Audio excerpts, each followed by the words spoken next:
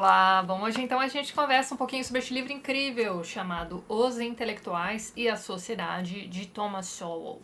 Este livro é de 2009, a edição aqui no Brasil saiu em 2011 e para vocês terem uma ideia, este exemplar que eu tenho em mãos é a quarta reimpressão de 2018. E bem, o Thomas Sowell é um economista norte-americano, também conhecido como crítico social e filósofo político.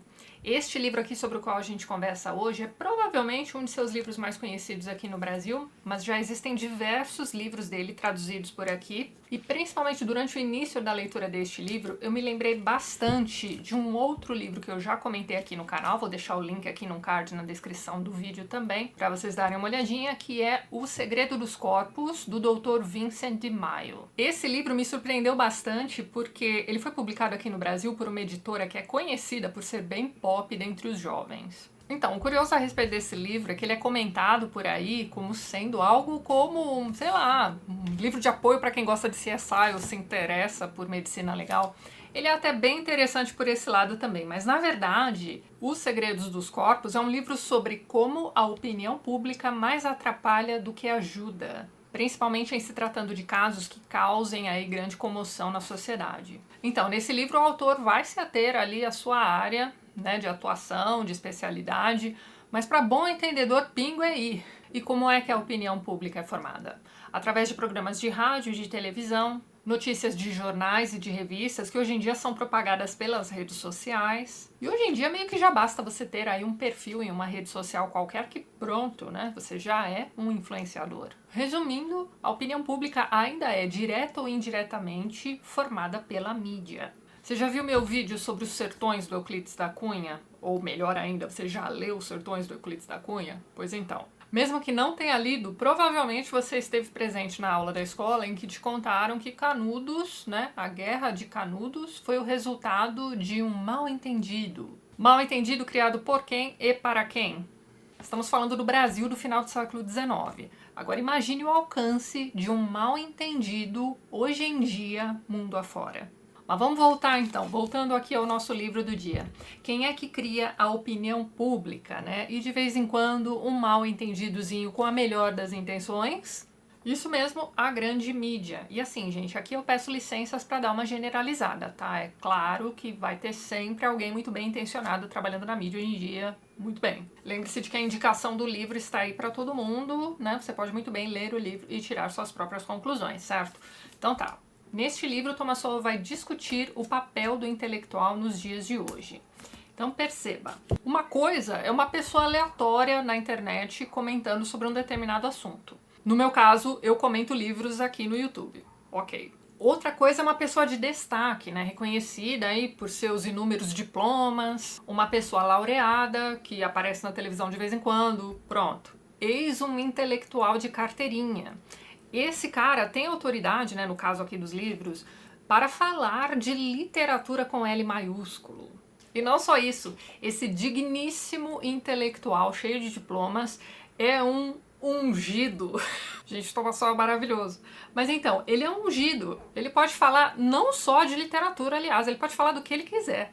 E vai ter gente parando para prestar atenção. Então esse cara não vai se limitar a falar de livros na internet. Ele vai falar de política, de economia, não sabe nem resolver uma equação com raiz quadrada, mas o problema da economia do país é com ele mesmo. Vai falar sobre saúde pública, nunca andou de ônibus na vida, mas vai falar sobre a vida na periferia. E, enfim, vocês já entenderam. O intelectual ungido pode falar sobre qualquer coisa, sobre seja lá o que for. Sempre vai ter alguém para lhe dar ouvidos. Por quê? Porque esse intelectual ungido aqui, ó, tem espaço na mídia. E ele tem também uma rede de seguidores, né, ou algo assim, que vai sempre apoiá-lo. Então, caso ele erre, sempre vai ter alguém para dizer assim, ah, mas todo mundo erra. A pauta do intelectual ungido também varia de acordo com as notícias do dia. Seja lá o que estiver em voga naquele dia, ele precisa se pronunciar. O público espera que ele se posicione. Mesmo que ele diga a coisa mais óbvia possível sobre aquele determinado assunto, já tá ótimo. Sua rede de apoio vai aplaudi-lo, vai chamá-lo de, sei lá, fada sensata e por aí vai. Mas a questão é que o intelectual ungido do Thomas Sowell não é exatamente o influenciador pé de chinelo, que fica enchendo as postagens dele de propaganda, pedindo bits na Twitch, sabe? Esse tipo de coisa. Não. Ele está falando do cara que tem voz ativa na grande mídia. Ou seja, o cara que é um dos responsáveis pela formação da opinião pública. Então veja, ele tem uma baita de uma responsabilidade. O que ele fala tem peso, tem impacto, mas ele tá cagando pra isso. Mesmo porque este intelectual ungido é, antes de tudo, um grande vaidoso e também um egoísta enrustido. Então veja bem, ele apenas esbraveja sobre justiça social e pensar no coletivo e tudo mais. Na verdade, o que ele quer mesmo é o afago, é o tapinha nas costas, ele se alimenta de tapinhas nas costas. Ou seja, ele não vai parar. Amanhã, um novo fato de grande interesse público vai surgir e ele vai precisar se pronunciar, ele precisa emitir uma opinião. E se ele estiver errado, das duas, uma. Ou ele não vai arredar pé, ou ele vai contar com a falta de memória do ser humano, certo? Daqui uns dias ninguém mais vai lembrar aquela bobagem que ele disse ali. O máximo que ele pode fazer é dar aquele tipo de declaração do tipo, vocês não entenderam bem o que eu quis dizer. Aqui na página 26, o autor do livro vai mencionar Eric Hoffer, que dizia o seguinte, olha só. Um dos privilégios surpreendentes dos intelectuais é o fato de se encontrarem livres para serem escandalosamente estúpidos, sem, contudo, sofrerem qualquer abalo em suas reputações. Os intelectuais que idolatravam Stalin, enquanto este purgava milhões e sufocava o menor sinal de liberdade, não foram, contudo, desacreditados. Eles ainda gozam de ampla voz pública e avaliam cada novo tópico que aparece, sendo ouvidos com grande deferência. Sartre voltou da Alemanha em 1939, onde estudara filosofia, dizendo ao mundo que havia pouca diferença entre a Alemanha de Hitler e a França. Ainda assim, Sartre acabou se tornando um papa intelectual, reverenciado pela classe culta de todos os lugares. Aqui no Brasil mesmo, a gente tem casos, por exemplo, do Jorge Amado, que foi para a União Soviética, voltou dizendo que estava tudo maravilhoso por lá. Bom, mas então, como eu ia dizendo, esses intelectuais acabam influenciando diretamente na formação da opinião pública. Então, você planta aquela sementinha, aquela ideia ali no meio da população, e depois você fica lá de longe, apenas observando aquele negócio crescer cada vez mais, né? Enfim, se multiplicar e se espalhar pelo mundo. E como é que você consegue isso? Bem, você pode usar algumas táticas, como por exemplo, uma que raramente falha, que é a de apelar para o emocional das pessoas. Você pode fazer uma reportagem ao som de violinos ao fundo. Você coloca ali umas imagens de pessoas sofrendo, enquanto você tem também a voz de alguém lendo um texto, né? Geralmente uma voz bem melíflua, dando ênfase nos termos certos, no momento certo também. Aí no meio dessa reportagem entra um intelectual ungido, com o nome, a formação da pessoa, o nome da instituição que emitiu o diploma também, tudo ali no cantinho. E esse intelectual vai fazer uma observação pertinente, muitas vezes bastante óbvia, mas a questão é que este intelectual, com o nomezinho ali no canto, com o nome da instituição que emitiu o diploma dele e tudo mais, ali naquele cantinho, tá fazendo o quê? Tá acrescentando credibilidade.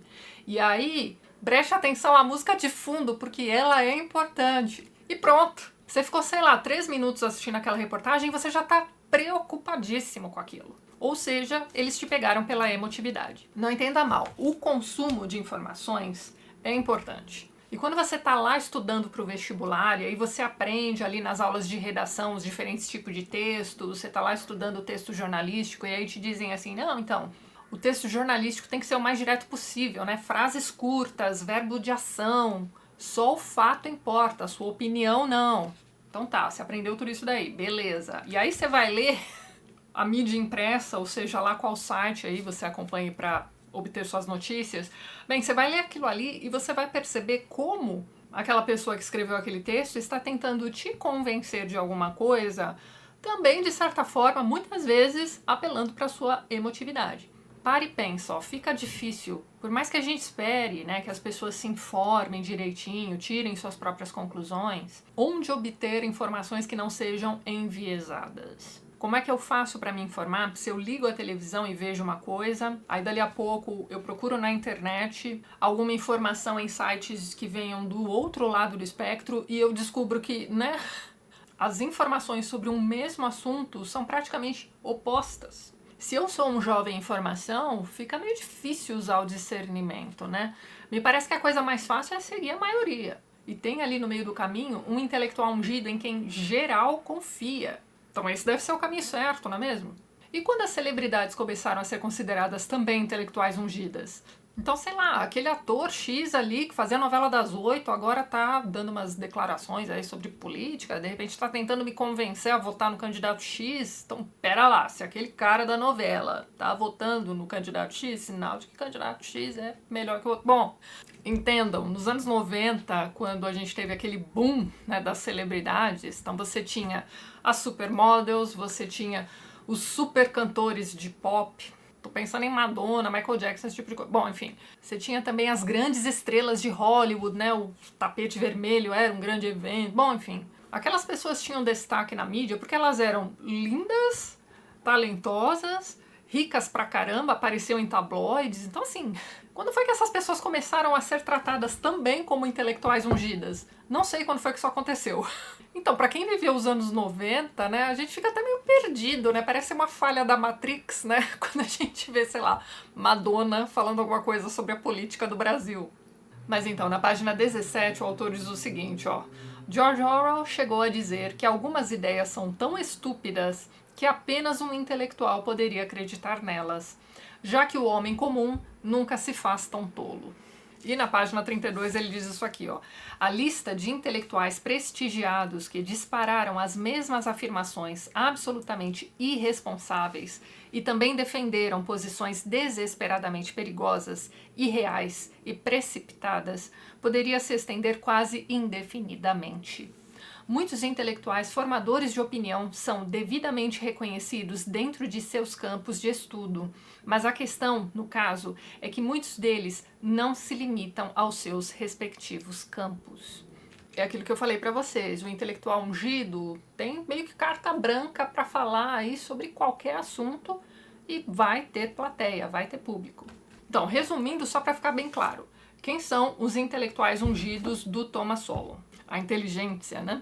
Então, é a elite política e intelectual. São pessoas que se autoproclamaram autoridades, ou então elas foram proclamadas autoridades dentro ali daquele grupinho do qual elas fazem parte. E esses intelectuais acreditam que sabem, na verdade eles sabem o que é melhor para a sociedade como um todo. Eles propõem soluções para os problemas que se apresentam e eles vão defender esse ponto de vista deles com unhas e dentes. E se você não concorda com eles, meu bem, você é apenas mais um ignorante, mais um negacionista, né? Aliás, se tem uma coisa que esses intelectuais e seus seguidores sabem fazer e fazem muito bem, é emplacar novos termos. Eles têm um glossário debaixo do braço. O curioso é que, assim, eles mesmos se perdem na nomenclatura que eles mesmos criam. Um negócio maravilhoso. E aí, meus amigos, é o seguinte, o intelectual ungido não acredita simplesmente que ele está certo e quem discorda dele está errado. Eles têm certeza de que eles estão certos porque, afinal de contas, eles fazem parte de uma elite intelectual. Então você percebe que o coletivismo aí é só papo para boi dormir mesmo, né? E para se promover também. Porque o que realmente interessa é fazer parte desse grupinho de intelectuais intocáveis. Eles estão em um plano moral mais elevado, eles estão do lado do bem, eles pensam no bem do próximo, eles são seres de luz. E como eles são seres de luz, seus oponentes são o quê? Demonizados. Eles vão acabar com a tua reputação. É aquela coisa, desonra pra tu, pra tua vaca. Então o que eles fazem é o seguinte, eles vão desqualificando aquela pessoa que se opõe a eles moral e intelectualmente. Por quê? Porque eles precisam diminuir o outro para continuar se sentindo no topo, né? De preferência no topo do Olimpo, né? Perceba o narcisismo. A questão é que esses intelectuais ungidos sabem convencer sua plateia. Eles têm técnicas de retórica, né? A capacidade de convencimento mesmo. Então eles conseguem muito bem manipular as pessoas que estão abertas às suas ideias e, aí é que tá, intimidar quem se opõe. Separei um exemplo para vocês aqui na página 374, olha só.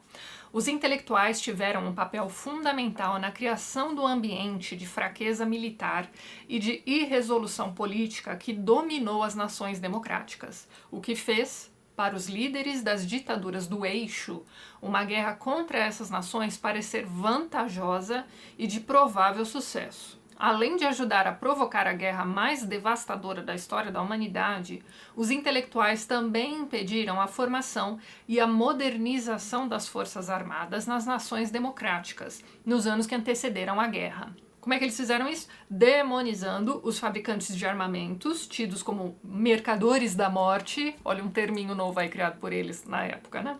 Uma expressão que se tornou clássica, mas que fez as forças armadas norte-americanas e britânicas ficarem frequentemente em desvantagem nas batalhas, até que esforços desesperados e atrasados, tanto na indústria de guerra quanto nos campos de batalha, evitaram, por pouco, a derrota total e mais tarde viraram o jogo que levou finalmente à vitória. Tá vendo? A manipulação retórica pode ser muito mais grave. Ela vai muito além de simplesmente te convencer a comprar alguma coisa ou a votar em alguém. Você tem que prestar atenção, não só naquilo que você consome, mas principalmente naquilo que você propaga, né? Aquilo que você ajuda a propagar. Porque o que acontece? Você aí que está simplesmente passando aquilo adiante também tem uma parcela da responsabilidade. Você aguenta essa responsabilidade? Porque veja bem, o intelectual ungido, para quem você bate palmas hoje, na hora que der merda, o que ele vai fazer? Ele vai fazer a malinha dele, vai pegar a família dele e vai para onde? Vai para os Estados Unidos, vai para Paris e você fica aqui se lascando. Você acha realmente que esses intelectuais estão ligando a mínima para você? Essa pessoa não vai ligar para os seguidores dele no momento que o bicho pegar. E se mesmo depois de ter ido para Paris, algum dia ele fizer uma postagem linda agradecendo aos fãs ou algo assim, saiba que ele tá precisando de biscoito. Tá precisando de bits, enfim. Bom, gente, mas o livro é muito mais do que isso, sério. Que livro maravilhoso. Você sai da leitura deste livro querendo ler tudo o que este homem já escreveu na vida. Deixa eu dar uma folheada aqui e comentar com vocês. Então, ele vai falar sobre a interferência desses intelectuais em assuntos de ciências econômicas. Então, o que ele faz aqui, por exemplo, é explicar com a maior calma do mundo como é que a ideia geral sobre distribuição de renda propagada pela inteligência é equivocada. Sério, ele parece o tio do pré, te pegando pela mão e te explicando, olha só, não é assim que funciona, vai te mostrar dados. Ele vai passar um bom tempo também, esse capítulo também é excelente. O capítulo se chama Os Intelectuais e as Visões de Sociedade. Então, ele passa um bom tempo aqui, se estende mesmo, te contando de onde vieram essas ideias de direita e esquerda que a gente tem hoje em dia, como foi que essas ideias foram construídas ao longo do tempo. Como foi que discursos foram sendo modificados e moldados? Bom, ele também vai falar sobre politicamente correto, já tinha comentado isso com vocês, né? Então, ele vai explicando como é que isso nada mais é do que uma forma de tentar controlar o discurso de outrem. E assim, gente, deixa lá o cara dizer o que ele quiser, né? Se ele estiver sendo babaca, deixa o cara ser babaca ali, mas tem sempre um paladino do politicamente correto que vai sacar ali o glossáriozinho dele e vai dizer haja, viu? Mas aí a gente tem também o capítulo 6, que é provavelmente o capítulo mais importante pra gente nos dias de hoje aqui, intitulado Os Intelectuais e a Justiça. Eu não vou dizer nada, pessoal, apenas leiam esse capítulo, tá? De nada. Também tem um capítulo sobre os intelectuais e a guerra, e aí, minha gente, ele vai mostrando como o discurso pacifista teve ali um papel importante no desenrolar da Segunda Guerra Mundial, né? Ele dá o exemplo da França, que é interessante pra caramba. Na página 347 ele diz o seguinte, ó: o comportamento da França durante a Segunda Guerra Mundial foi notadamente contrastante com o comportamento que tivera na Primeira Guerra Mundial. Ele vai explicar. A França havia repelido os invasores alemães por 4 longos anos durante a Primeira Guerra. Apesar de ter sofrido baixas horrendas, um número maior de baixas do que um país muito maior como os Estados Unidos jamais sofreu em qualquer guerra ou em todas elas juntas. Olha isso. No entanto, durante a Segunda Guerra Mundial, a França se rendeu depois de apenas 6 semanas de combate em 1940. O que aconteceu com esse país? No amargo momento da derrota, o líder do Sindicato dos Professores ouviu o seguinte: Você é parcialmente responsável pela derrota. Charles de Gaulle, François Mauriac e tantos outros franceses atribuíram o desastre à falta de empenho nacional e a uma decadência moral, as quais podiam explicar o repentino e humilhante colapso da França em 1940. Você já pensou? Parece que é a história de outro país, né? Eles ficaram 4 anos resistindo aos alemães durante a Primeira Guerra e na Segunda... Olha lá o que foi dito a respeito disso. Ó. A França, embora armada até os dentes, é pacifista em suas entranhas. É isso. Bastou 1 mês e meio ali, pronto. Enfim, no último capítulo, quase ao final do livro já, na página 490, ele diz o seguinte, ó, embora sejam poucas as restrições que limitam o trabalho da inteligência, o papel que aspiram desempenhar na sociedade em geral só pode ser conquistado por seus membros, presta atenção, na medida em que o restante da sociedade aceite passivamente o que a inteligência diz, fracassando na avaliação de seu histórico. Mas é isso, pessoal. É um livro imprescindível. Cara, que livro impressionante. É aquele tipo de livro que não dá vontade de parar de ler, dá vontade de marcar tudo, ficar voltando 1000 vezes. É aquele tipo de livro que te dá alguns chacoalhões também durante a leitura. Tudo está exposto aqui para você com bastante clareza. Você tem diversas notas de rodapé aqui nessa edição. Você pode checar essas informações aqui à vontade. Ó, tá aqui o Thomas Sowell, simpático pra caramba. Vocês já viram as entrevistas dele aqui no YouTube? Caso você queira conhecer mais do autor e seu trabalho, né, além dos vídeos que você pode encontrar com facilidade, é só jogar o nome do autor aqui no YouTube, gente, vocês já vão ver quilos de conteúdo aqui sobre ele. Mas então, eu vou recomendar para vocês também este livrinho aqui, ó, chamado Thomas Sowell e a Aniquilação de Falácias Ideológicas. Este livro aqui traz uma breve biografia do autor, mas assim, é uma biografia para quem não quiser ler a autobiografia que ele já publicou. Mas de qualquer forma tá tudo aqui resumidinho. Bem, o Thomas Sowell teve lá uma infância, uma adolescência, uma juventude bastante conturbadas, foi vencendo aí as vicissitudes da vida, conseguindo seu lugarzinho ao sol, se tornou um professor universitário, publicou diversos livros, foi marxista durante a juventude, mas ele sempre foi aquele tipo de pessoa que não se incomodava de procurar o outro lado também. Então, por exemplo, ele era leitor do Edmund Burke. Então, assim, para ele essa coisa de que pessoas diferentes terão visões de mundo diferentes, né, nunca foi exatamente um problema, mas aí que tá. Ele ficou muito conhecido, principalmente quando ele começou a se opor às medidas afirmativas, né, como, por exemplo, cotas em universidades. Aí, meu amigo, imagine o que não tentaram fazer com ele. Aquilo que a gente já sabe que os intelectuais ungidos fazem, né, contra pessoas que se opõem às suas ideias. Bem, além da biografia do autor, esse livro aqui também traz diversos textos sobre o trabalho do Thomas Sowell, como economista, como crítico social, como filósofo político. Então você tem diversos textos de diversos autores. Eu vou destacar para vocês o capítulo 7, intitulado As Falácias da Superioridade Moral ante a Tragédia Humana, de Ana Maria Camargo. Cara, que texto bacana. Mas tem outros aqui muito bons também, enfim. O único porém é que esse livro tem ali alguns problemas de revisão bem chatos, mas também não é nada que desabone aqui o trabalho do pessoal.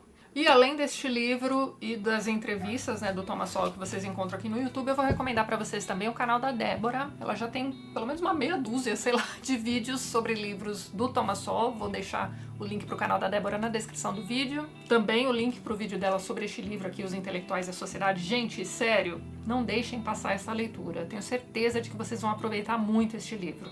Mas é isso então, pessoal. Antes de encerrar este vídeo, gostaria de mais uma vez agradecer a todos os apoiadores do canal. Vocês estão vendo todos os nomes deles aqui ao lado. Na descrição do vídeo você também encontra todos os links para os perfis literários do pessoal que apoia o canal e que também produz conteúdo sobre livros aqui no YouTube e no Instagram também. Caso você queira se tornar um apoiador do TLT, dê uma olhadinha no primeiro link que eu vou deixar lá embaixo na descrição do vídeo. E é isso então, a gente se vê nos próximos vídeos do canal. Um beijo grande e até mais!